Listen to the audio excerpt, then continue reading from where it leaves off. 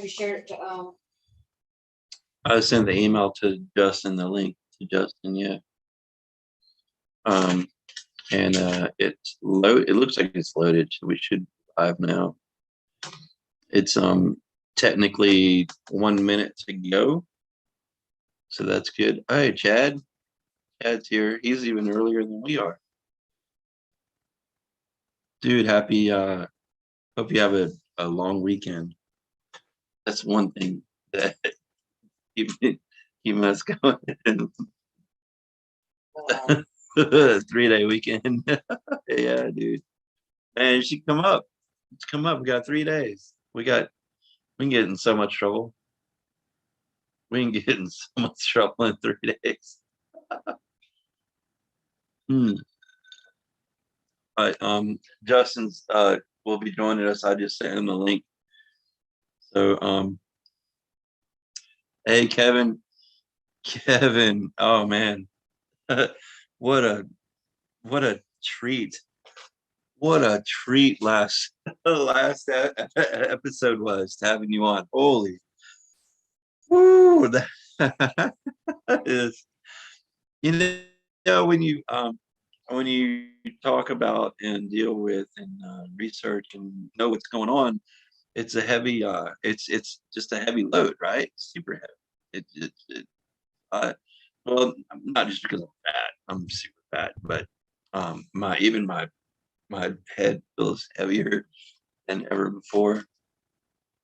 I'm just gonna bullshit for a couple minutes until Justin gets on, and he actually maybe I audio is right. It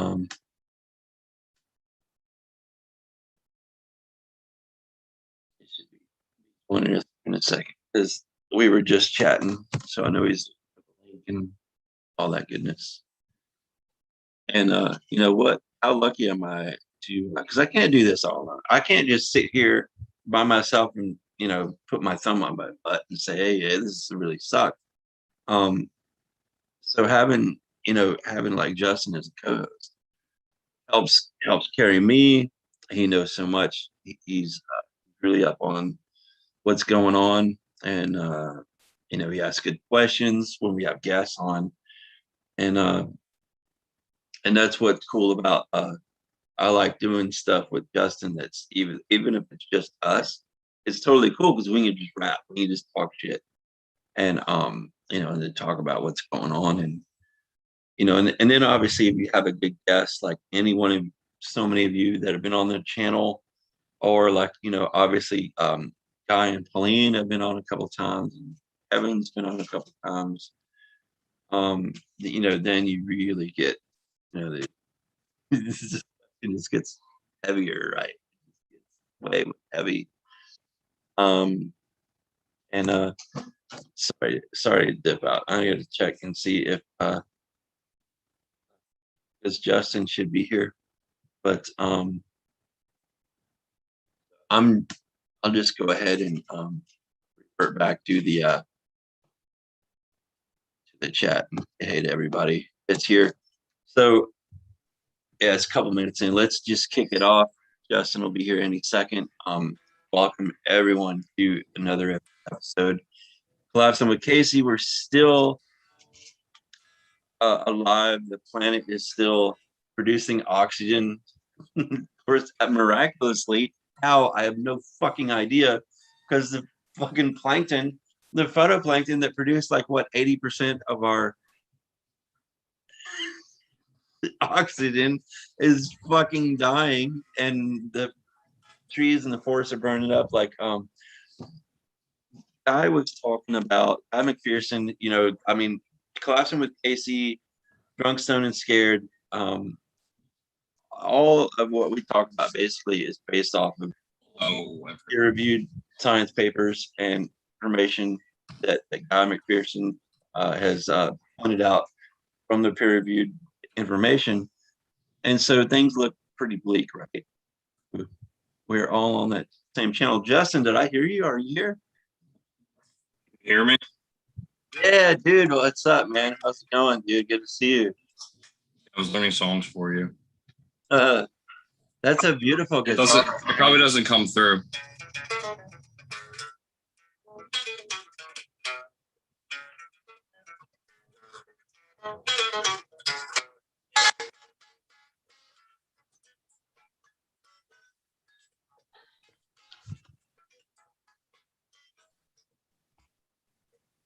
Yeah, dude. Cool. So Justin, you would be a fucking rock star if you had more time to go out and play more shows and really showcase your talent.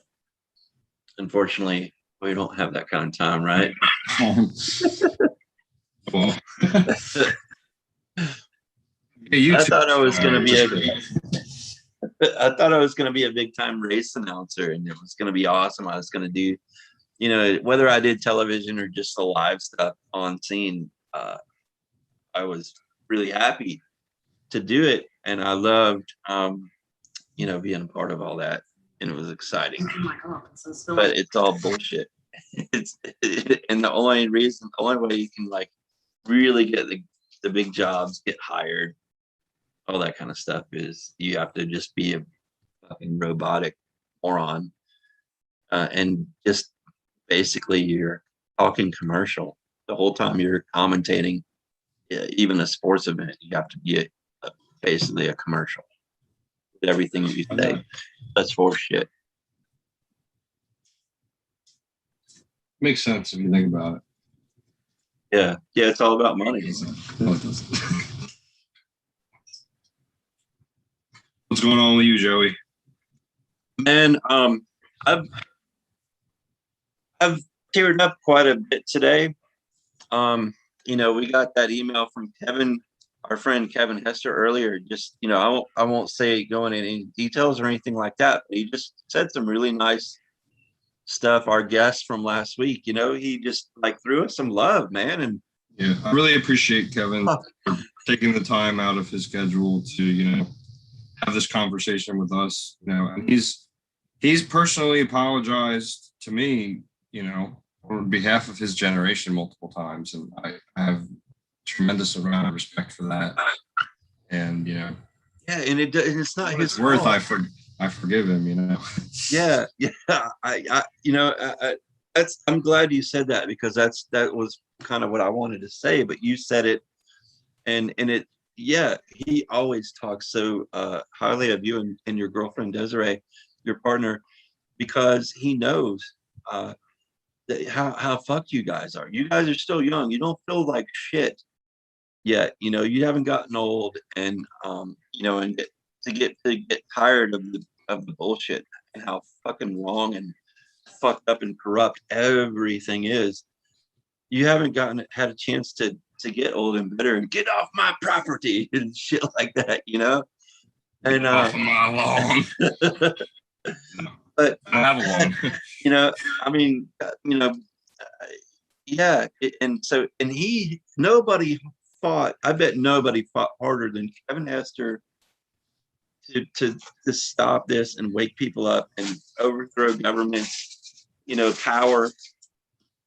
Because I mean, if you know Kevin's history, and and talking to him, that dude's got passion. He's got passion and heart for this kind of stuff and for freedom and longevity of people and living the best lives that you can live. But you can't live properly if you're going extinct and you're a slave in a system that is so rigged against every person. 99.9% of the people everything is so rigged up against them. Yet those 99.9% worship the fucking 1.1%, right? That's insane. That is just what a fucked up, and nobody can really connect the dots and talk about it. Tell you the in the harsh reality of like Kevin and obviously Guy and Pauline, and that's what kind of where I was going to. A lot of what this channel is based on is a lot of their work I mean, not even just their work, but what we've seen in our own eyes, that obviously, led us to finding their information that only coincided with the information that we knew, but we were frustrated because nobody was answering our questions. At your generation, us being so much younger, you're not even 30 yet. There's nobody to answer the questions that your generation will have unless you find this channel or you find, Guy and Kevin and Guy McPherson, Kevin Hester, Pauline Schneider, and just, the love that we have. Like, dude, last week when we had Kevin on, Pauline and Guy were in the chat. How fucking crazy was that? I mean, I really appreciate the kind of growing community we have. There's kind of like a few different communities that are parts of each other and they separate from each other. There's people from different, Facebook climate groups, like different NTHE groups. You have Nature Medicine is, our main group that you and I and a few of our viewers at least are part of. Yeah. Then you have this community on YouTube, people that follow this work and Guy McPherson and Pauline Schneider's videos, and people like Hester just off of YouTube, not even using other social media. So this in itself is now kind of a new form of social media, if you think about it. Sure. I'm very appreciative. I'm just very appreciative of the kind of community. There's not entirely too much ageism, people criticizing, me for being younger or not knowing what I'm talking about. I haven't really had to deal with that at all in this community. I'm super appreciative of that as I've dealt with the other aspects of my personal life, especially doing social work. But I don't know, it's nice to have part of being present, being in the now is just kind of taking a step back, be grateful for this community while we have it. We're seeing all these headlines, which we're going to talk about. The first one that comes to mind is Canada, getting to be 115 degrees one day, and then going to 118 degrees one day, and then getting up to 121 point something, and then that same town burning down, days later. And they got to 121 degrees. Yeah. Holy. 3. So I have some fun facts about that. Mm. The other day, the temperature for the first time ever in that, so the town was called Lytton, Lytt. It doesn't exist anymore, obviously.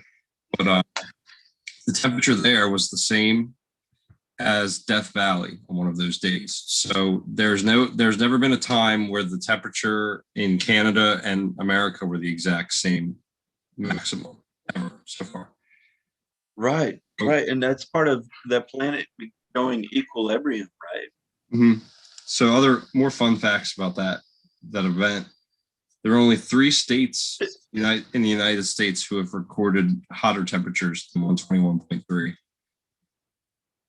There's only 26 other countries in the world that have recorded hotter temperatures. None of them are in Europe or South America. So Canada has officially had a higher temperature than any of Europe or any of South America so far. The other day, Portland was 116. On that day, it was hotter than Dubai. So, equilibrium is approaching. Last year, because of the shutdowns from COVID, and like you and I, and obviously Kevin and so many of our listeners understand the aerosol masking effect from Guy's work and from Kevin's work and studying all this. What I expected last year in the summer, and I was calling it out. I said, I told my friends, I was like, my normie friends, I was like, dude, be prepared. We're going to see 120 to 130 degrees temperature, this summer. And that was last summer. So I was wrong. Well, Death Valley did get to 129. So I wasn't totally wrong. But this year we are seeing that shit. We're seeing it not just in North America. We're seeing it globally. Like I'm sure you know, Iraq was 117, 118 today, and they have no power. Baghdad has no power. I mean, fuck, dude. And we bombed these poor fuckers. These poor fuckers, dude. We bombed them for longer than I've been alive. I'm almost 50. And we fucking bombed these poor fucking people for their oil for more than our entire lifetimes. And at least for all of mine. I mean, Desert Storm happened before I was born, I believe. We've just shoved so much fucking depleted uranium bombs up their ass. They're fucked forever. When I learned about depleted uranium back in 2001 or two or whatever, I was like, they're fucked forever. And we're all in the same. That's what people don't understand. It's the same fucking ball. I'll live thing. And when we fuck it up for them, we fuck it up for us. Americans can't fathom that because it's, God bless America. America loves it. God loves America. It's just so fucking dystopian that have to, deal with the stuff that we knew was coming down the pipe because we knew how evil war was. And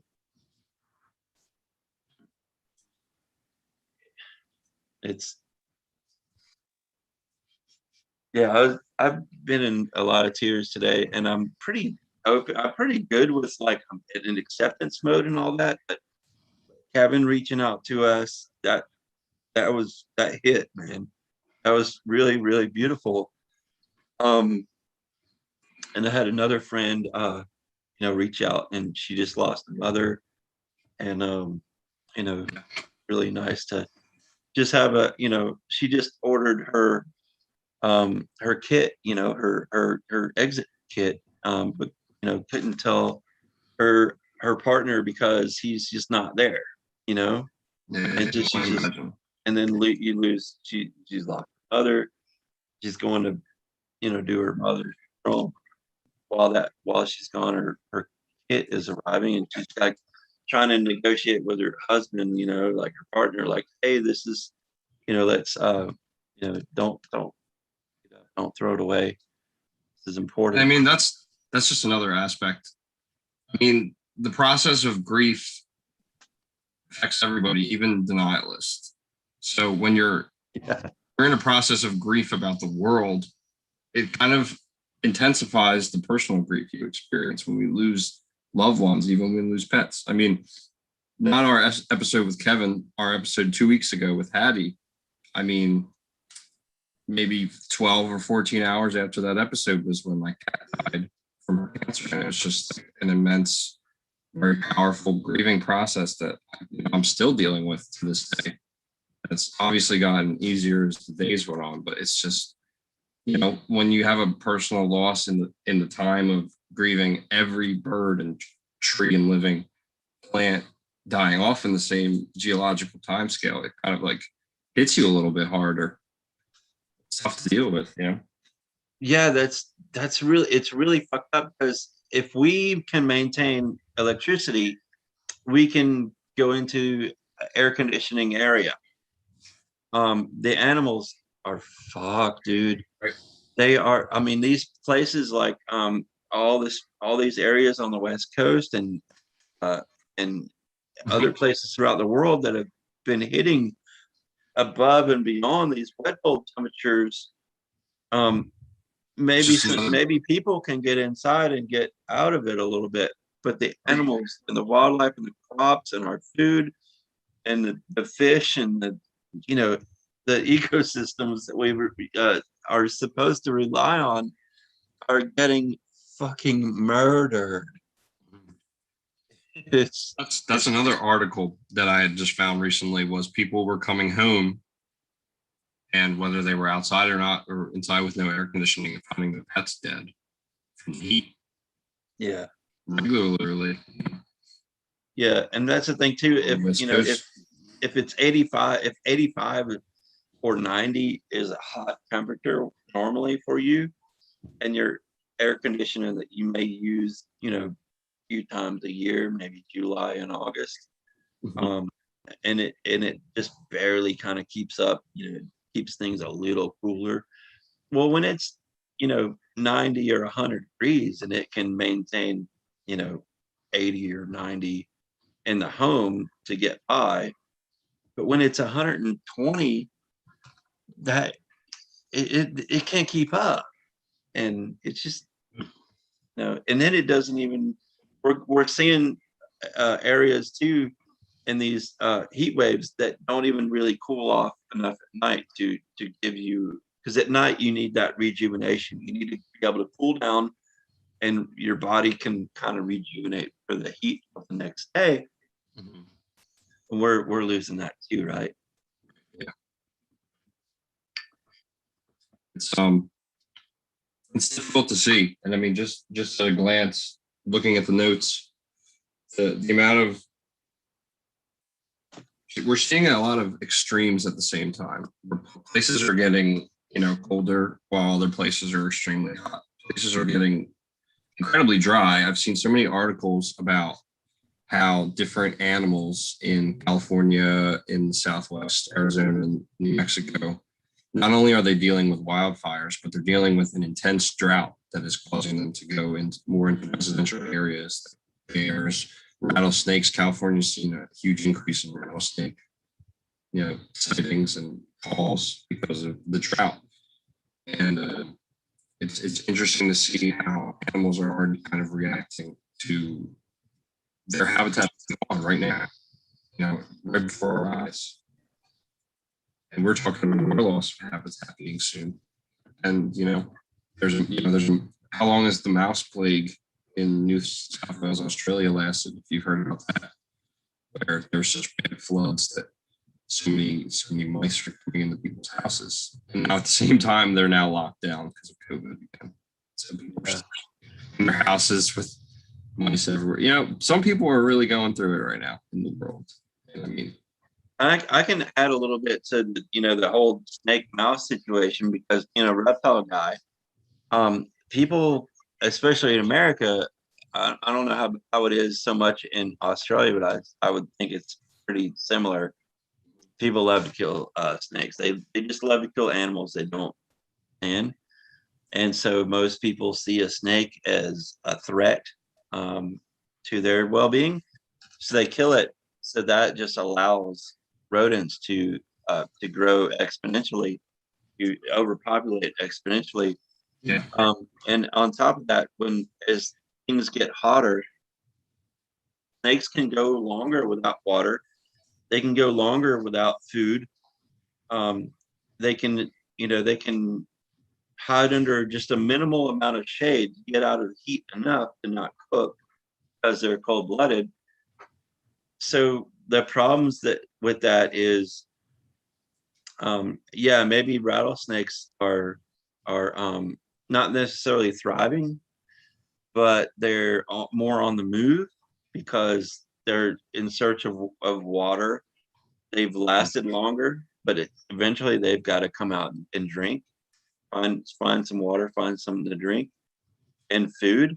Um, and so that's just going to also any rodents that can seek any kind of refuge, stay alive, then the snakes are going to be on the hunt for that. So it's you know there's also we see locust problem all over the globe, throughout different points of the year, whether you're on the northern or southern hemisphere. But that's another thing too, is there are the ecosystems are just so disrupted that there's nothing that's level. yeah. And the interesting about the disparity is there's articles about 7 people died in flooding in Ghana in Africa at the same time that the drought over the last decade in California. There's an article that was saying that there was over 100,000 trees that had died over the 10-year period. And that's just prime matchsticks for the next big fire season that's already ballooning out of control in July, and it's going to last, I don't know, 3 or 4 more months on the West Coast. I'm just looking at some of these other records. Vancouver hit 112. Palm Springs was 123. People had circulated that Kuwait got to 127.8, which is very, very hot. So we're already, approaching 130 in some places. June 29th, it was 118 in Oregon. The country of Georgia, not where you live, was 102, which is really hot for there. 113 in Italy, 109 in Greece. There was a river feeding into the Arctic, but the sea surface temperature of that river at the point where it enters the Arctic was 72 degrees. So yeah, that's how warm the water is feeding into the Arctic right now. 72 degrees water going under the ice, feeding into the Arctic. Yeah, we're right into open water, open water, depending on where it is. That's insane, man. That is and I'm really, really shocked that we haven't seen more higher number in decline in ice extent in the Arctic. But I mean, we know it's coming, right? Because all the the dots are connecting to just annihilate the what's left of the Arctic ice in the next few weeks, right? Yeah, give me I was going to respond to what you said. Yeah. Trying to do. So when you're looking at, this is the current projection. So the reason that we're not seeing huge extent decline losses is because these white edges haven't disappeared. So take a look at this section over here. Oh, that makes sense. Yeah. See how these edges are disappearing as it gets.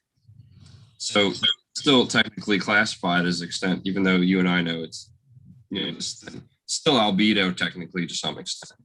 So currently we're losing a ton of thickness over this month up until July.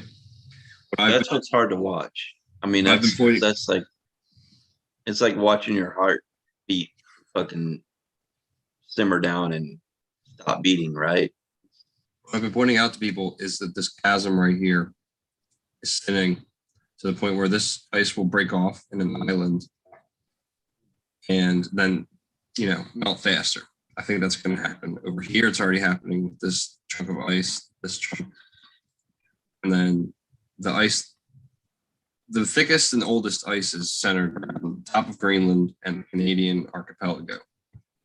And you can see right here, it's already starting to kind of clip away like that.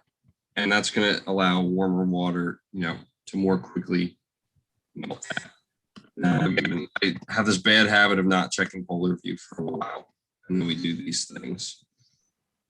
So looking at this data, it looks a little firmer on the one side. Yeah, since I like the white. Looks like it got a little bit thicker over here, which is cool. And I definitely think that there's going to be some shifts.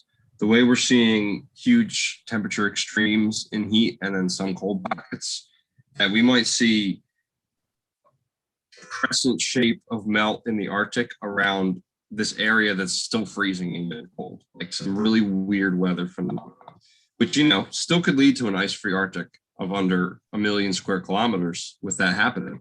We could see a small frozen area, and that still gives us a BOE. But where we're talking about rivers feeding into the ocean that are, 60 to 70 degrees is along these coastlines where there's open water already. So this is open water over ESAS. This is Laptev, basically getting closer to ice free already. You know, we checked on this in the last couple weeks. It's surprising to me, not only that this passage is ice free in the Canadian archipelago and Greenland, basically, you know, free already. Yeah, I mean, am I correct in some of the Greenland images I've seen where it's melted and there's actually um water in between the sides, and that it's not it used to be like Greenland used to be and correct me if I'm wrong, because I really am a newbie on this kind of shit, but Greenland was like considered a solid ice sheet. And from what I've seen, correct me if I'm wrong, the center is melted and there is no, now Greenland is like, there's a body of water in the middle. Greenland is not all solid. So the crazy thing about Greenland, the ice sheet at one point, and still in some points, is 2 miles thick. It's 10,000 feet plus of ice. Huge ice sheet. The weight of all that ice actually depressed the ground even further than it was, same as in Antarctica. So whether or not it was entirely there before the ice sheet, there is now kind of this underground lake bed that's slightly below sea level. And what I've told people for a while is that when we look at the fact that there's no ice extent around Greenland already, we're looking at all the warm ocean temperatures that are heating up in the Atlantic, and like these little passages right here is all gonna, whatever's interconnected, those are underground rivers, so to speak, and that warm water can backflow up and melt glaciers from underneath. And that same phenomenon was happening in Antarctica with Thwaites and Pine Island glaciers, with those big cavities they have where it's like kind of tunneled out.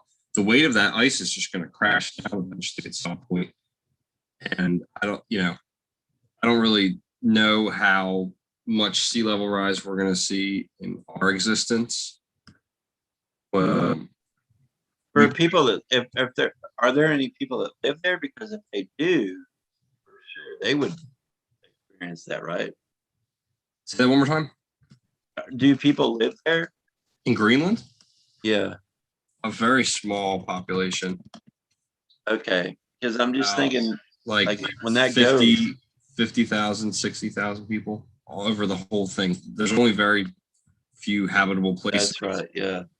And they're on the coasts. You can't really go, perimeter. You can't really go into the ice sheet unless scientists do research, because it gets higher like a mountain and the conditions are really brutal. But some people who are on 2050, 2100 timelines are talking about when the ice melts in the Arctic, the jet stream will circulate more around Greenland because it'll be the last center of cold in the Arctic. And I think that's an interesting theory, but I don't know how it will hold up, if the jet stream will even be able to shift from falling apart to somewhere else and not just fall right apart.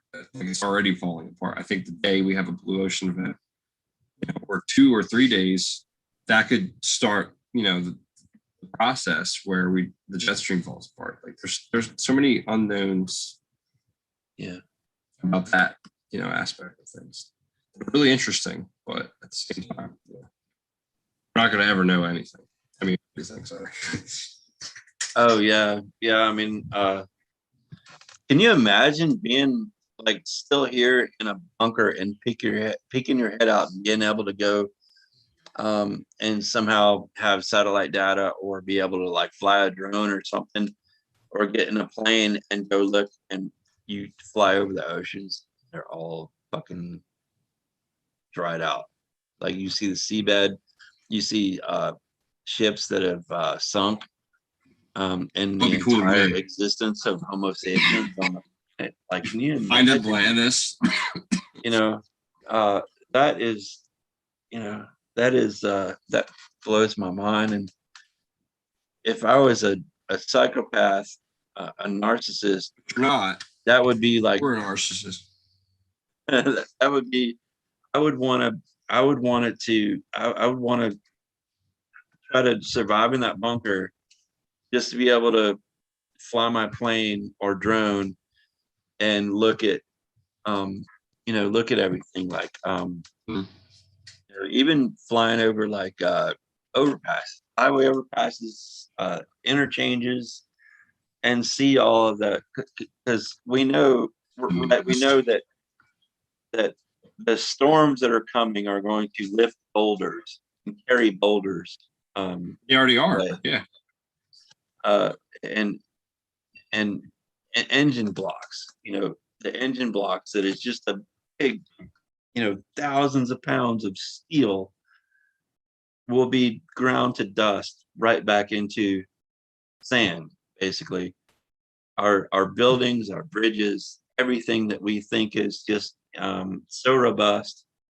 Storms that are coming will just sandblast all that shit into fucking I love your the finest. sandblast notion. It reminds me, there was a movie that wasn't that great. I'll admit. I think it was with Nicolas Cage called Knowing, where something happened with the magnetic field and the sun just kind of burns up everything at one time. And that's like the end. Sorry, spoiler alert. And then you kind of just see like these disaster sequences of like the wave flashing over and everything kind of just turns to dust and kind of fades away because the heat of it, is basically, and the speed of the heat is basically sandblasting, melting everything. And so it just made me think of that. Like, we're not going to be here. Human beings, I mean, there's a whole study called anthropology based on human beings going and digging up the ruins and origins of human beings, our ancestors. So Yeah. it's very hard to conceptualize, even for me as somebody who studied a lot of anthropology, Yeah. not being any relics of me or you or the internet or the advances of technology, so to speak. They're not being anything for any other, extraterrestrials to come across after a certain point. If they're bad now, I hope they give us some views, boost the count or whatever, if there are stuff like that. But like in the current sphere, there definitely is. But like, it's hard to think about, and that's what we're facing. If you can go on YouTube and be like, type in if all Greenland ice melted or all Antarctica, and it'll give you like a computer simulation of what happens. But there will not be a human being on the planet unless they're, like you said, they're in a nuclear proof 10-year food supply bunker, which I don't think anybody has 10 years of air supply. Yeah. Or one, because that's Or generators. a lot of oxygen. So there's nobody going to be able to see what happens when Antarctica melts and 200 to 300 feet of sea level rise. Like, when I started doing all of this 4 or 5 years ago, I was worried about the elevation of where my mom's house was. It's 220 something feet above sea level. And I was worried about, if all of the ice melted, will we get flooded? But like, nobody will be alive at that point because the food systems are breaking down. Wrap your mind around this headline the next time you bite into a burger. The drought in Madagascar is forcing people to eat ash and shoe leather. Like, we're so many of us take our food systems for granted now. And there are people eating like not food to survive right now in the world. And it's just like ash and shoe leather. There's nothing you or I can even do about that. So it's like you have to go about your day not that makes me not feel by every meal you have, like it's an awful feeling. But at the same time, it's like that's how close we are. You said a lot of shit about Lebanon collapsing over the last couple of weeks, and I want it to be like, Joey, I don't really want to say Lebanon's in collapse or X, Y, and Z, but a bunch of the articles I saw today, the military is trying to sell helicopter tours because they're out of money. Women are out of feminine products. They're banding together in groups to make their own hygienical products. I think maybe Marco was in that. But, and then the animals in their zoos are starving. Like that country is falling apart, and I don't know how much it has to do with corruption and as much as it has to do with external forces like climate change and outside nation. I'm not going to really get into the right and wrong about that because it doesn't matter at this point anymore. Right. Absolutely. It didn't matter at the point where Syria was falling apart, which had a lot to do with climate change. I don't care what anybody says. Yeah. At that point, it just doesn't matter at this point whether I'm right or wrong or whoever, because like countries are falling apart, like you said, and we live in a country that kind of caused it all. Very good at stacking the plates that are falling over while they're falling over somehow, and has been doing it for centuries now. Yeah, we can restack a little bit, for our stack them faster than they're falling over. Yeah, right. Just gets more and more Tower of Pisa for infinity. It doesn't ever fall over. That's our situation right now. And then when it does fall over, European situation, like so their fast.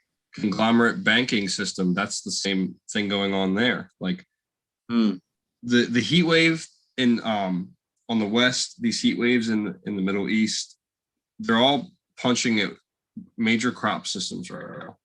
And we really could see the point where prices go high enough to affect global markets on an economic scale, which in turn creates a feedback loop that crashes major economies. Like things that global shipping, oilers, people were saying years ago. Yeah, that kind of stuff is going to happen in the next year. Food is up 30%. Cost of food. And speaking of food, I gotta go. Hold the fort. Don't take too long with whatever you're doing, sir.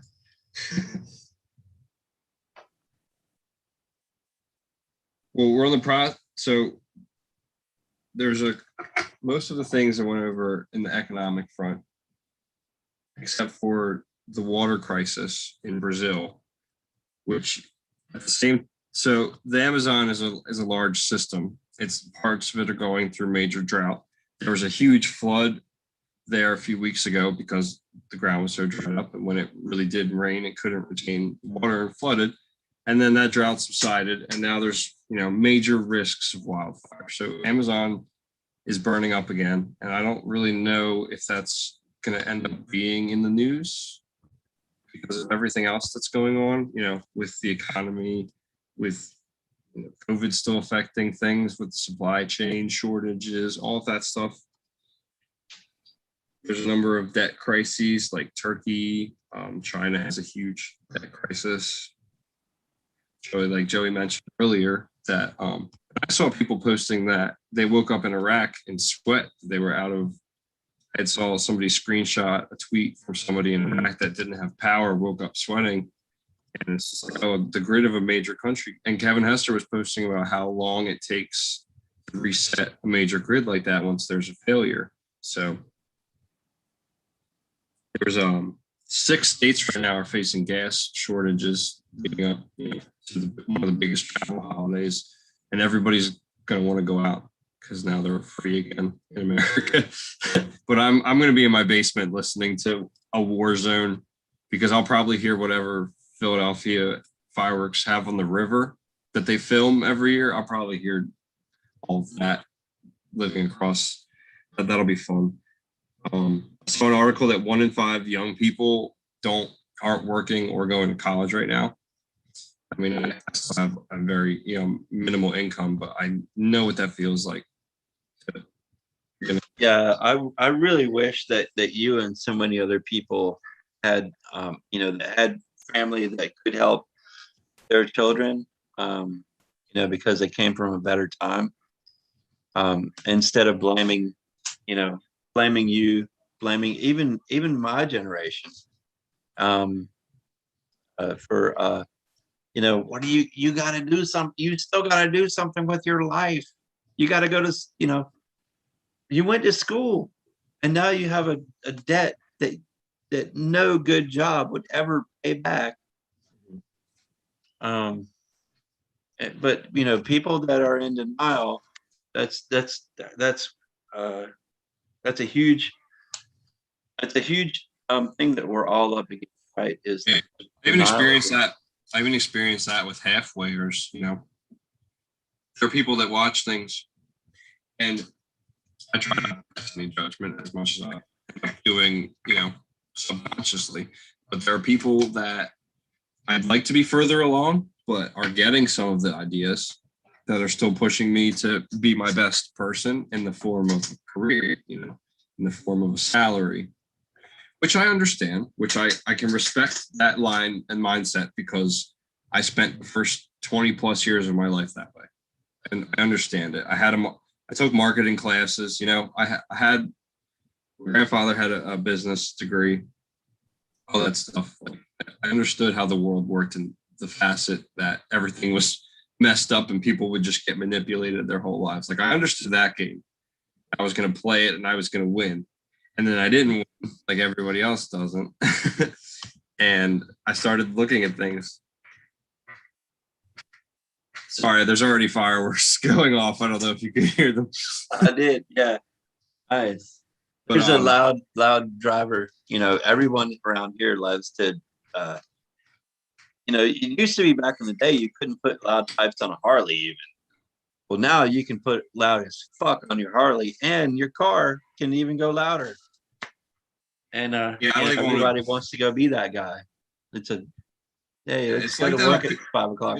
There are people that live up here that like act like they live in the South. Like they have really Mustangs and yeah, they're the only ones alive. Everyone else, stuff, like, they're fun. They're like people I live around. But I think it would be cool even if everybody could get this message and spread a general consensus. I don't believe it's going to happen. That's why I keep saying I'm grateful for this community, whether it's plus or minus 10 people before collapse, like it's good to have.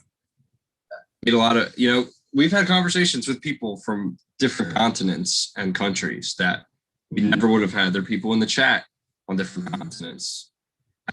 That blows sometimes as somebody who, studied all these different cultures of people and wanted to grow up and travel different areas and learn languages and explore and do that kind of stuff when I was, younger and more naive.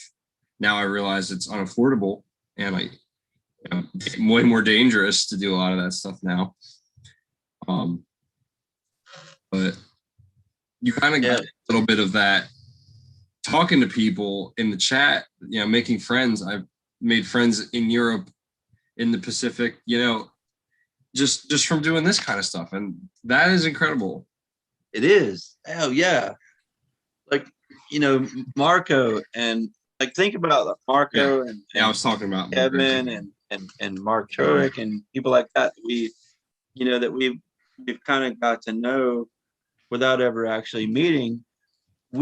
Back in the day, we could have been world travelers, wound up in the same bar and never fucking known it, never, and we would have had a chance to meet and be like, dude, you know this? Yeah, that's what I know. Holy shit, nobody's talking about this, Yeah. And we would totally connect and it would be miraculous.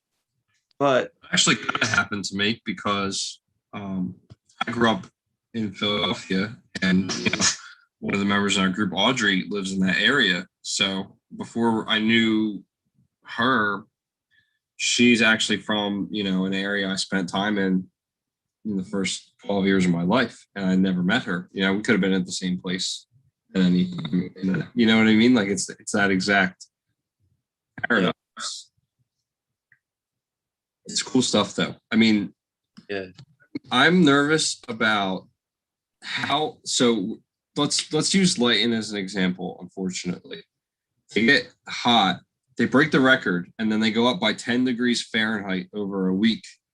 And then from my understanding, the fire started from the town. Something either blew up or something overheated, sparked. A fire started in the town and spread out and is still burning in the mountains. It's still on fire. That makes sense as to why they only had 10 minutes to get out. Yeah. Mm-hmm. Started, okay, that's a good point. Okay, that really connects. The propane tank could have blown. Any number of kind of issues could have happened. But my thing is, okay, California probably has an idea of that kind of stuff, and they take that under control because it's already 120 there. But places like where I live in New Jersey, when it gets to be 120 there, everybody's out here doing whatever, propane tanks, fireworks, any type of, flammable thing is anywhere. And those kind of spark fires happen. And, the town that burned down was only 200 something people. There are towns in California that have thousands of people, and there are hundreds of homes burned down already. And it's way more congested in the megalopolis where I live. And there's a lot of it that's pretty heavily forested, depending on where you are in the suburbs. So like I saw a comment earlier in the stream about it's just a matter of time till one of those metropolitan areas catches on fire.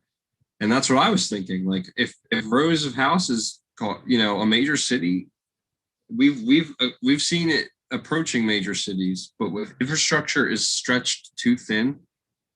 Yeah. All this stuff, roads are cracking, firemen can't get to the fire, like there's the reservoirs dried up. There's no water coming. Nobody has any water to put the fire out. Like, and it burns through a city. That's going to be a major thing. Not only is it going to kill a lot of people, there are really harmful chemicals and pollutants that are created and carcinogens when housing material is burned down. Insulation, wood, treated wood, plastics, all of that stuff. It's very dangerous. It's not safe to breathe. And a couple other people, friend of you or mine, has mentioned that a lot about the air quality on the West Coast from the fires and how that's affected their personal health. And I get concerned about that too, because on the East Coast, we are so tightly packed like sardines in a lot of these places. And we are already seeing humidity. If we get really humid days, but if we get a dry day like the West Coast, I don't know what's going to happen. I know, man. I know. And here's the other thing that's creepy. July 4th, man. People love to shoot fireworks. Celebrate America. Did you hear them? Freedom. We gotta fucking blow it up, man. You know what? Fuck you, old war veteran that are, that's prone to fucking blow up noises. Fuck you, man. We're here to celebrate America. Your dog, your cat, your animals, whatever.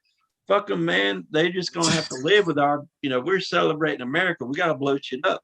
That's what we do. The sad thing about that is some of the people that are shooting them off are veterans.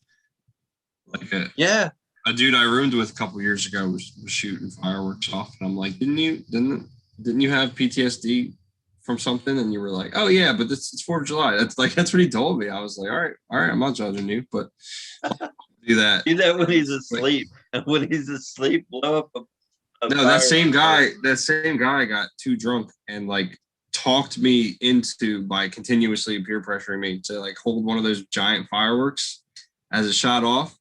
And I did one, and then the second one, something happened and it didn't go off, and I like ducked in time and it blew up in my hand. Like the pole, It was in a long stick, obviously, but like I was so mad because I was like, dude, I didn't even want to do this, and you almost. I don't even want to hang out with people like that. I'm like, well, yeah, hey, it's just you do your party, and I'm gonna drink over here in my living room and not blow stuff. It's just American culture, and that's what bothers me about collapses. Like, if you're not aware of this kind of stuff in this country, there's so many months of the year. There's a holiday for every month. There's a theme, a festival, a thing to do, a party, an event. There's so much to catch up on socially. And what happens to people when that breaks down?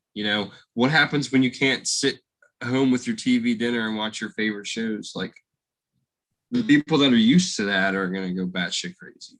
And then to deal with them until you opt out. I was up to episode 69 of Love Boat. That's the episode I wanted to watch because it's episode 69. Do you not see the correlation of the sexual parameters that I need right now? I find it. Being a depraved old man. I have every episode of a very, very, very good animated cartoon series called Samurai Jack. I have every episode of that on a flash drive somewhere. So when everything goes down, I'm just gonna plug that in my computer. Really kick back. Watch some Adventure Time, read all the books. There's a thing for people. I don't know if anybody in video watching has ever had a problem where they buy a book before they finish the other book. But I'm looking at a stack of books right now that I haven't finished, and I keep buying more. So, maybe after class, we can all sit down and read the books we never read that we bought. I am looking forward to that, actually. Even if I it's a do. half of a day, even if we get 6 hours before our neighborhood turns into fire, like enjoy those 6 hours. That's Yeah, what you maybe get a chapter or so in. pop open my can of beans, pop open fruit, open up a water bottle, No, man. the weed stash, read a book in the candlelight because there's no power. Or as you run from the fire, you're like trying to read your book and using the fire to light it up so you can see the text.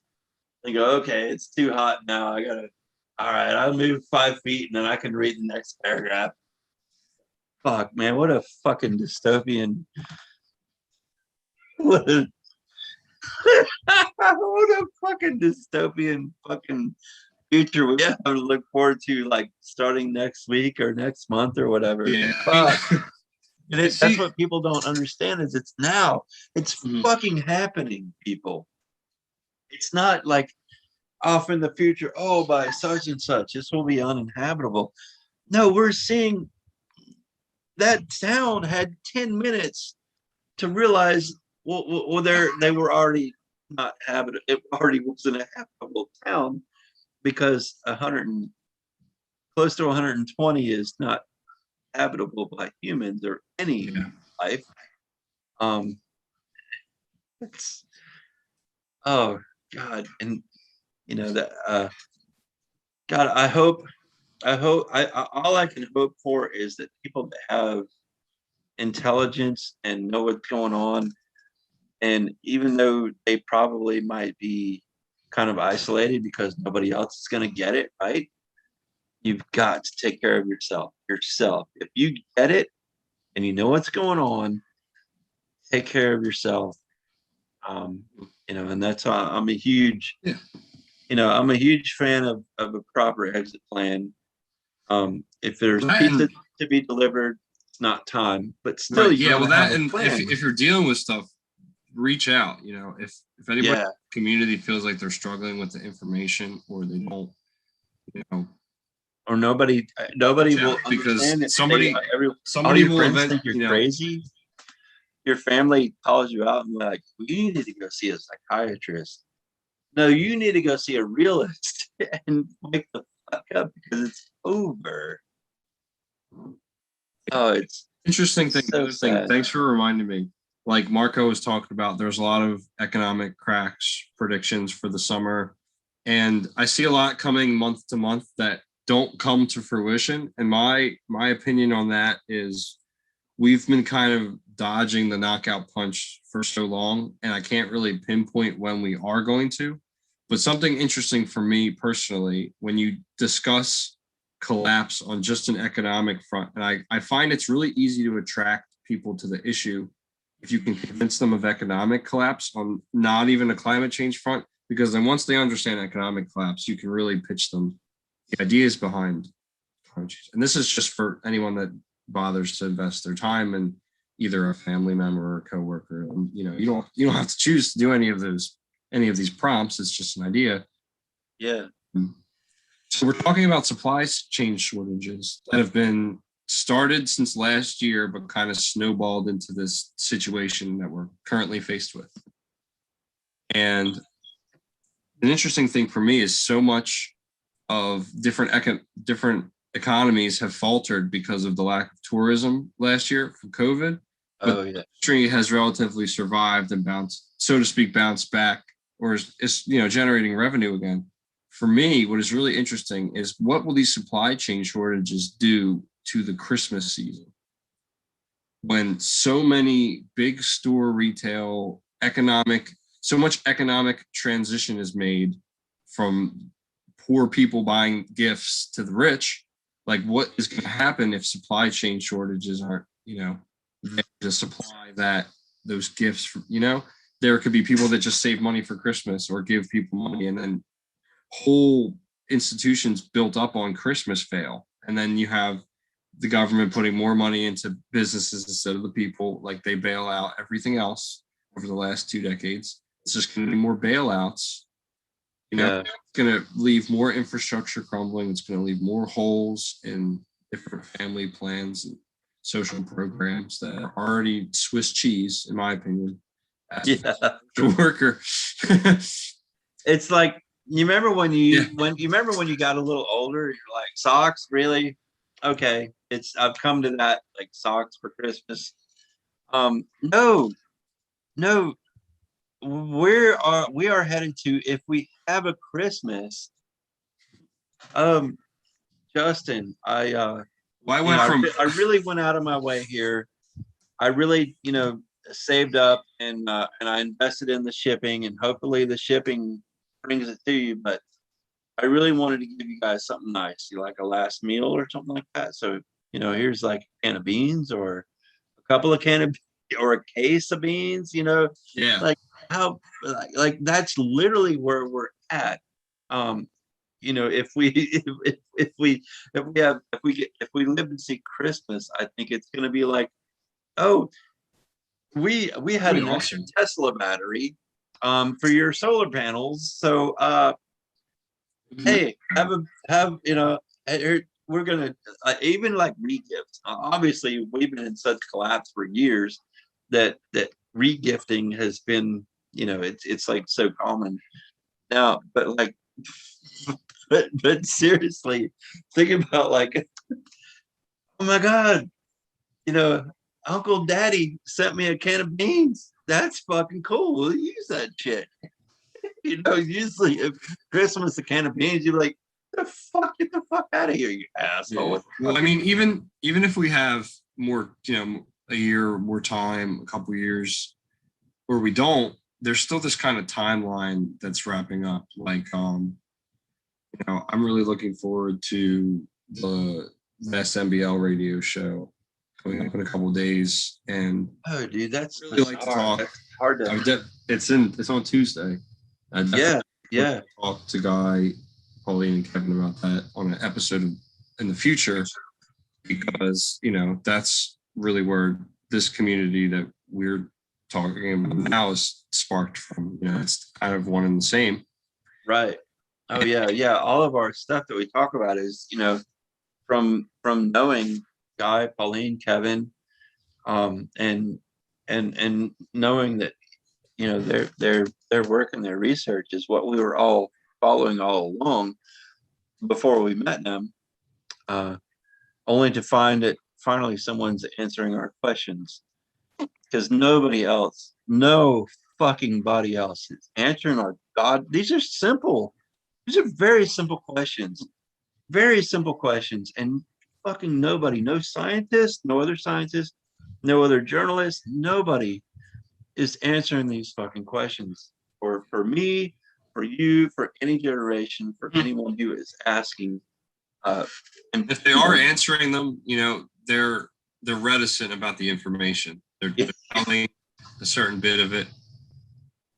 Right. I personally would like to miss the BOE this year. I would like to miss it next year and the year after. I'd like to get through all of Guy's feedback videos. Many of them. They're only like halfway done. So like, oh no, we don't think we're gonna make it. I need more content. Like,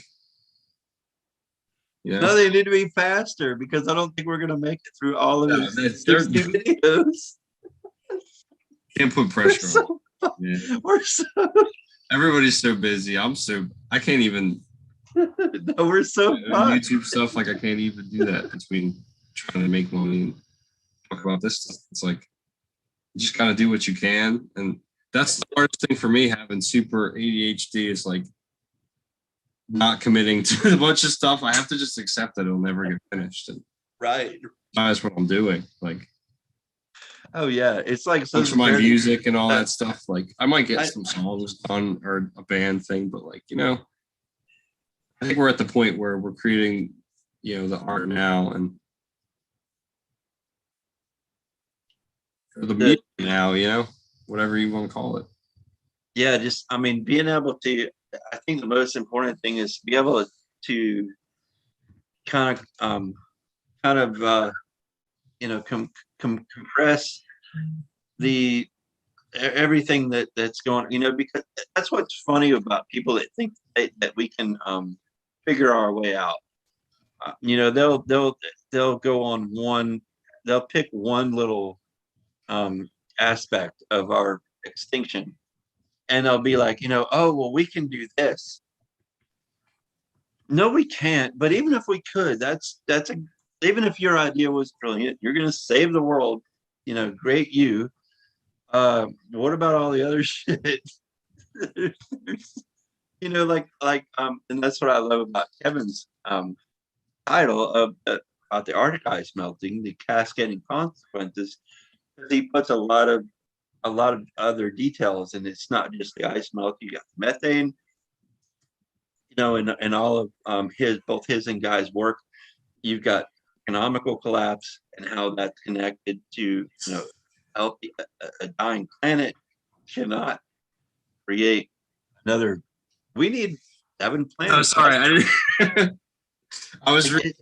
I was reading the chat, and a guy said he's gonna do 28, and then the video after that, he's just gonna do all 30 of them in one video. I guess there's not left to get it done. He's just gonna do them all now. Oh, fuck. I didn't see that. I've been so That's so into awesome. talking to you and like what you were saying, I totally forgot about the chat. Yeah, the chat's on fire. Thank you to everybody. Holy shit. Everything out. Dude, Guy is back. Dude, how incredible is that, dude? We're just doing our little. Yeah, Joey, you're off in your like zone of like you're doing good on it as a host, man. You're really coming into your own. You gotta get all the big names to confess they were, to be like, all right, you're right, Joey. You're right. It's up. The gig is up. I'm gonna stop lying about 2100. You got me. Like Guy's already done that though. Like yeah, I know. I'm just joking. It's not. Oh yeah. It's not Yeah, happen. sorry. Yeah. Yeah. You know, it blows my mind that people will put like I and Peter Carter and Paul Beckwith and all these other, you know, these kind of more IPCC types into the same category. Mm-hmm. You know, it's like no. Those guys are kooks. They're fucking kooks, man. They talked about, they never ever connected any dots. The internet and YouTube probably sees IPCC and they're like, oh, Peter Carter's talking about IPCC is not telling the whole truth. And it'll be Guy McPherson's video about here's peer-reviewed evidence about how the IPCC isn't really doing its job and hasn't really done its job for decades. That is not the same thing in any stretch of the word. Saying the IPCC is like kind of off and then citing evidence as to studies that counteract IPCC directly, even by their own scientists, like that is a totally different thing. It's just like, it's not really giving credit where credit is due. And I feel like that's just algorithms, but like they're built. I feel like people in power and in the technological sector have these algorithms put in place. Like everybody's getting messages now on social media about extremism on different ends of the political spectrum. Like these algorithms are put in place to catch certain words. It's all control mechanisms over people that think they have more agency than they really do. Like you and I and guys explain this, understand our lack of agency and free will in the situation, especially when it comes to technology and the modern age of, surveillance, as I can't put it more plainly than that. And, that's just something, kind of got to recognize, like,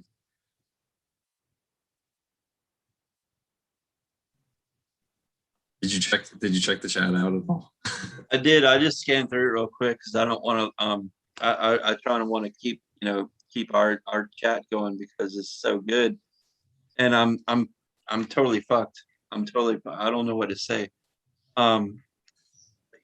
I probably said this before, and I'm sorry. I probably get to this point where I repeat myself, and I apologize. But the first radio show that I ever did, it was our internet radio show. This is basically an internet radio show. With my DMXS radio that I was co-host. We had 5 listeners, but those 5 people were people that controlled the sport. They were the people that literally owned the sanctioning body of the races, and people from and media that covered that, and like what we were doing, and we were kind of new. We were new, but we had history because of our background. We had a little bit of automatic clout, going into this new endeavor. And so even though we only had 5 listeners, those 5 people were like giving us phone numbers. They were like, "Hey, call this guy, call this guy. You know him." We knew them. They were all people from the South that we also knew from growing up with, in racing, and who were, national champions, factory riders, Yeah. sports celebrities, if in that genre. So it was mind blowing. Like after we got done with that first show, we were like, yeah, we had 5. You could see on the thing we had 5 listeners, but those 5 people, they were like Guy and Pauline and Kevin, and people who we thought were bigger than the world because of their accomplishments and what done, and how great they were. That we felt like we were just little starlings or whatever, and just happy to to have them have our backs, and appreciate what we were doing, because we're also trying to help them too, like in a sense of like, man, you guys were the greatest. We want to talk about all these stories and all these things that you did, and these races you've won, and accomplishments and championships. And unfortunately, we don't live in that world anymore. Now we You can live still in a hold world on that's to like those. live or die. You can still hold on to those things, and like I I don't know. I feel like we're gonna have to look back on this point in time at some point. The things we enjoy doing now. Like I don't really play video games as much as I used to when I was a kid, just because I get so like disenthused. Like I should do it more, but I'm just like, oh, what's the point? Like I've already done this. I don't know. It's just a mental thing. But like I have video game tattoos because at the point where electricity's gone and collapsed and everything, I can look at my arm and be like, oh, I remember when the mushroom and all this stuff. Like I remember when I could immerse myself in that escape from reality and take a break when I was not as stressed. And it kind of brings me back to that a little bit. So people ask me like, why did you get a bunch of dumb stuff tattooed on you? Well, it's for the future. Like, Right. yeah. Yeah. I mean, that's what this is, doing this show and talking about this stuff is we don't get, because I agree. I want to play my old video games, my old motocross video games. I want to get that excitement feeling of, even if it's feeling like I'm going on the bike doing the controls, and man, I'm going to try to jump this, I don't know how it's going to go, but let's go for it, and it's just not the same. And this is more of, brings back that kind of feeling, because it's more real, and it's more current, right? And and it's not a video game. It's much more. It's more reality. Yeah. About the climate zooms, I mean, different discussions we've had with other people is you can connect over countries and continents on these ideas, and it's kind of like this temporal space that doesn't exist forever. Yeah. Or maybe it does. We'll never know. We talked before about, I think the last tweet will be sent out by a bot, and it'll just be like, hot girls, like it has nothing to do with extinction. It's just but Hot girl summer. I'll be like, what do we tweet about? Everybody's dead. Like, there's no more people. Who do we talk about? Like, Get Ray Ray's. Kanye and Kim all died. Like, how are we gonna? Who's fashion? Like, like what? Is it all just gonna shut down at once? I know. What a fuck show. What a fuck show this is. But that's kind of what this temporary space is like. Yeah. I mean, I'd like to go and visit people that live in other countries and even across this country. Like, I'm grateful enough to have hung out with you, hung out with Kai and Pauline. That was like, I've hung out with Audrey before. Like, that was really, really cool. And I cherished that time. And it's just like, I'd like to be able to meet everybody. But it's like when the internet goes down, it's kind of like you're losing some of your friends or when you don't have any technology, like you're losing that ability to continue that relationship. So that's another reason I think Guy talks about completing relationships. And like, even if you're still friends with somebody every day and you're not going to say goodbye to them forever, but you just kind of have a notion about your day where it's like, if this is the last day we had, it's been cool being a friend. Like, even if you don't say that, it's kind of like this. Like, me and Hattie are kind of like that. We hang out. It's just been, it's been cool, a cool day. It's been good talking about mindless politics or sports or whatever we talk about. And then if we end up hanging out again, you get to hold on to that.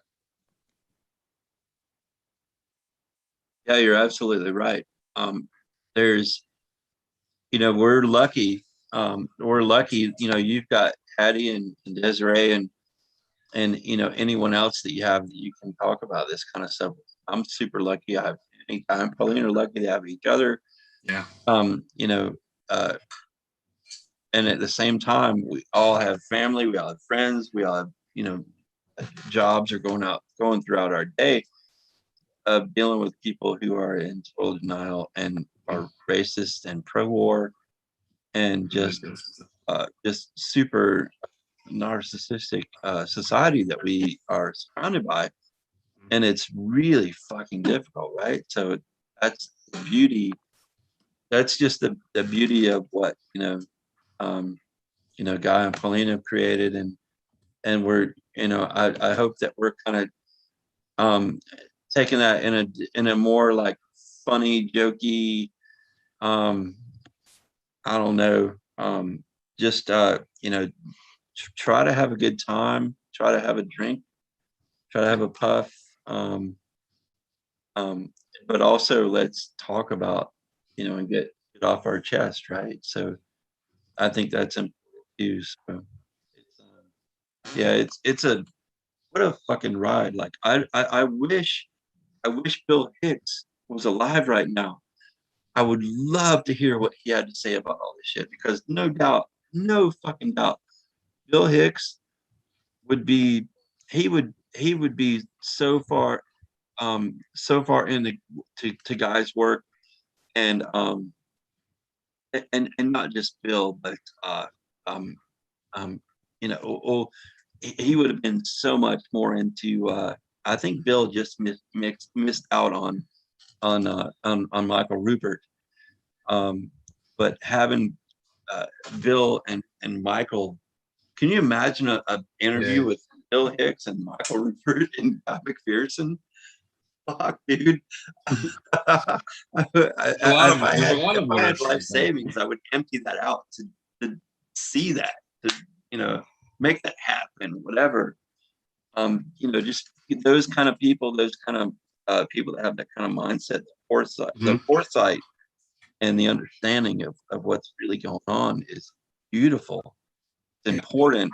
And unfortunately, we live in a society, in a situation that those people are hated on. They're how do I say, they're ridiculed, they're defamed. Yeah, defamed is more what I was trying to go. They're literally everything, all the powers that be want them shut up and silent, right? How fucked up is it? It's just nothing but I was going to suggest if anybody anything else they wanted to discuss in the chat. Oh, good idea. But I was going through, just look at this picture here. This is the town. Burned in. Yeah, man.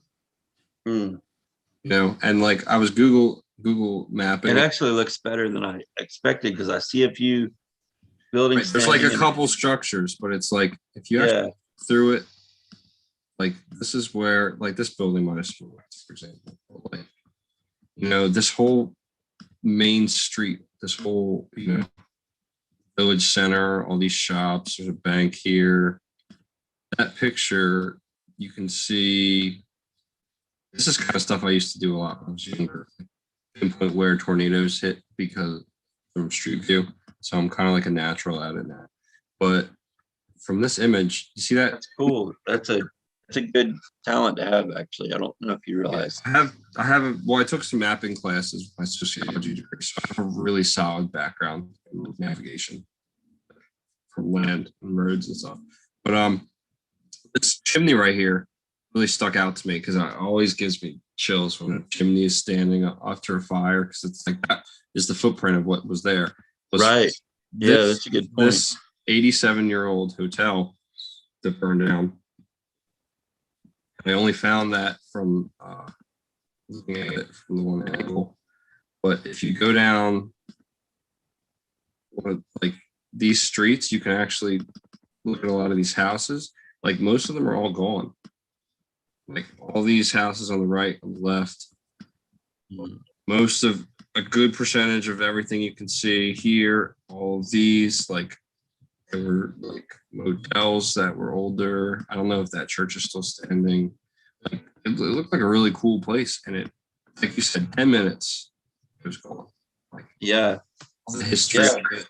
There's a big there's a Chinese museum because there's a whole immigrant culture a lot of people don't know of, you know, Asian immigrants building a lot of the Western expansion of Canada, and that's coming out with all the news about, you know, Indigenous children's bodies they're finding, like that awful stuff. But, you know, a lot of this was burned down, man.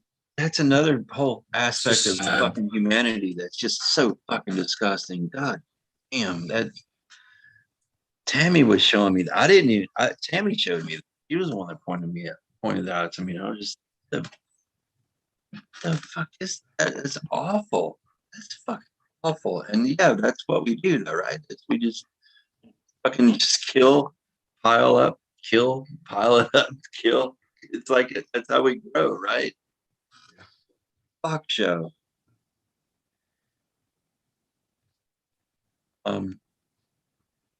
Justin, did you want to go through any of Knoll School or CAMS or being that I haven't looked at cams in a while. I don't even know if I could stomach no school.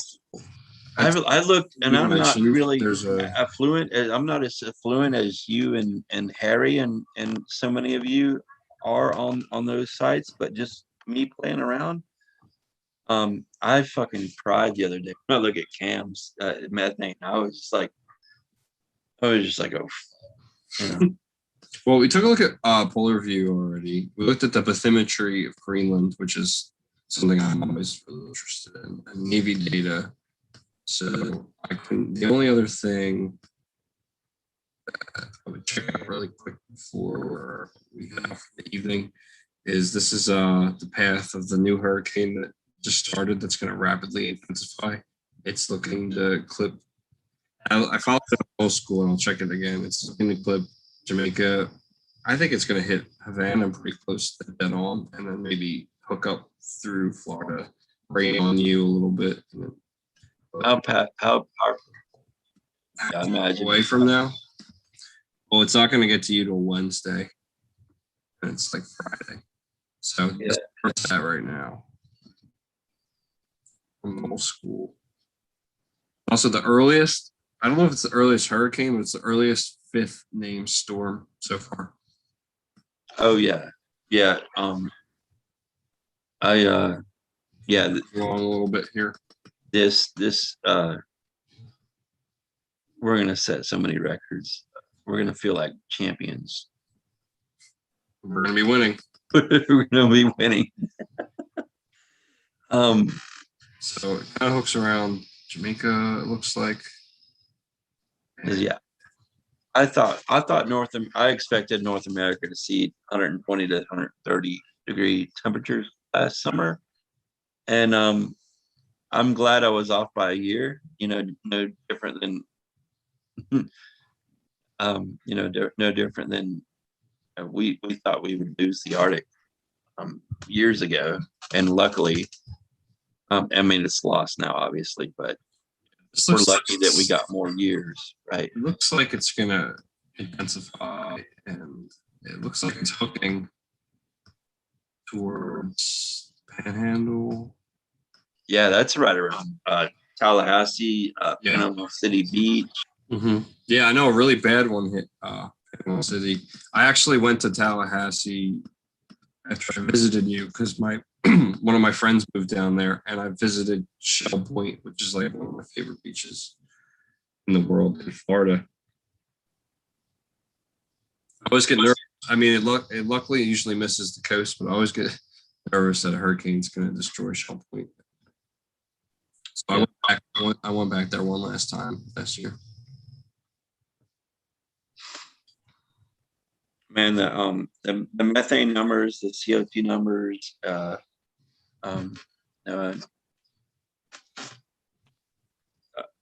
don't even have words. Really looks like it's luckily, yeah, Des had some like Pepsi whiskey combination thing. I poured it in my drink, and I was like, all right, cool. Try your Epstein whiskey. Yeah, it definitely numbs the pain and feels good. Getting what's that? Oh yeah.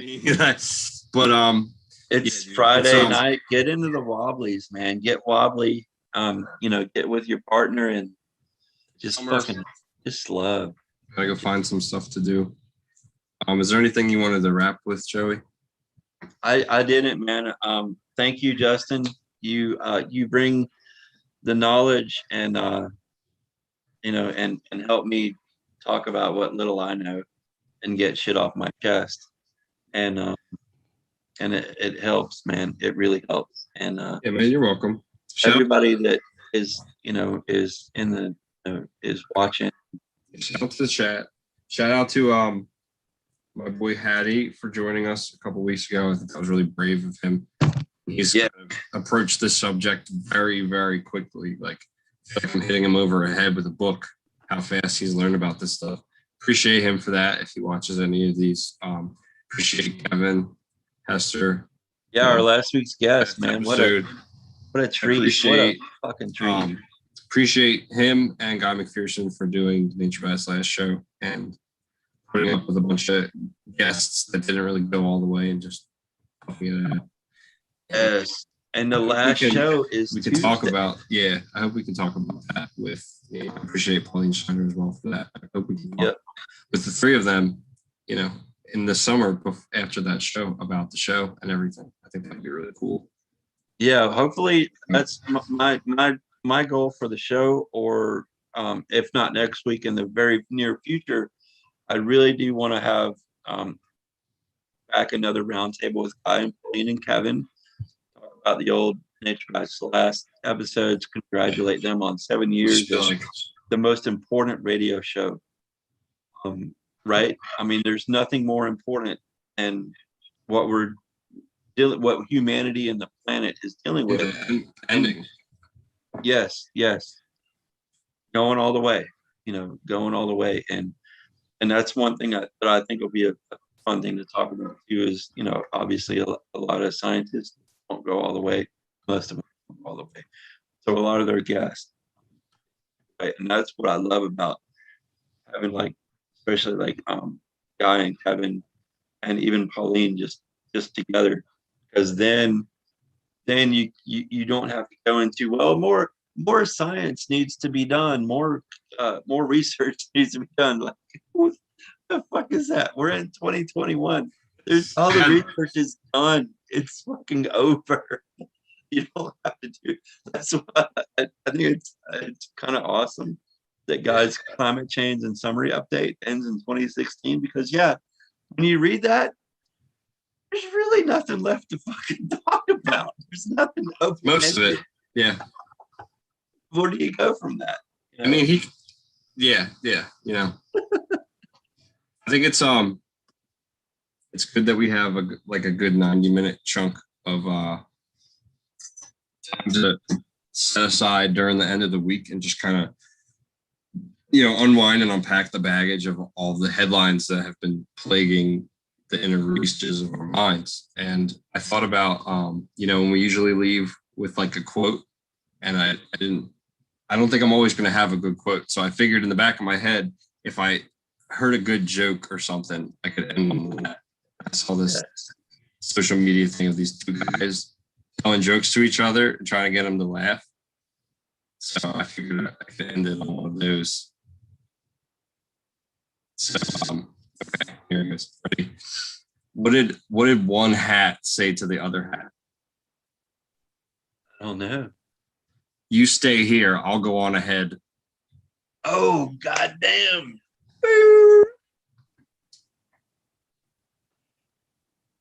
That's all she wrote, folks.